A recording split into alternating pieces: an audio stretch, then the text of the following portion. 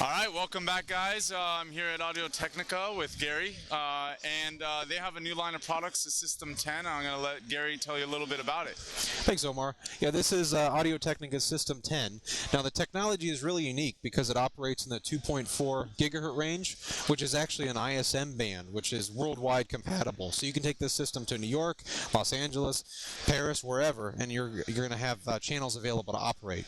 The system has a couple different form factors of receivers. So we have a desktop version, which you could put on a shelf wherever you need to. We have a stomp box, which is made to go on the foot of a stage with a mute button, where I can configure this to mute or switch between outputs if I needed to.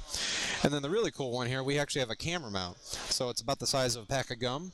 Go on top of the camera. I've got balanced out or unbalanced out, depending on the camera you're using. Local monitoring with a headphone out. And I can see basically what transmitter I'm using and battery life on each one of these. We have a couple different transmitters associated with this. We have a body pack, which you can connect any head-worn mic, lavalier mic with the LEMO connector, and we also have a dynamic handheld.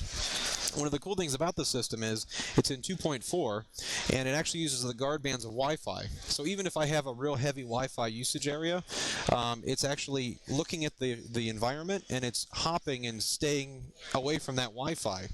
I can run up to 8 of these systems in any particular area. I've got about 100-foot working diameter where the system can be used. So some people say, well, that's not enough range. Yeah, but in a classroom, a courtroom, a conference room, I don't need 300, 400 feet. I only need a small diameter working space. And the fact that these things are hopping, I can actually use multiple of these in a building. I can stack these things in room to room, and since they're hopping in short range, I can use as many as I need in a building. And you're going to avoid any dropouts and interference and things like that. Correct. The system is constantly looking at it, and each one of these transmitters has a unique serial number. It locks into it, and they're hopping as they need to. That's cool. And a lot of you guys are probably aware of the developments with the FCC selling off a lot of bandwidth and stuff like that, making it more difficult to get clear signals and avoid dropouts. And how does this system work with that? Correct. Yeah, the FCC is making plans to auction off the next 600 megahertz band of wireless, and they did a couple years with 700 megahertz. So as that gets scrunched down, the TV stations get scrunched down more, that white space is going away.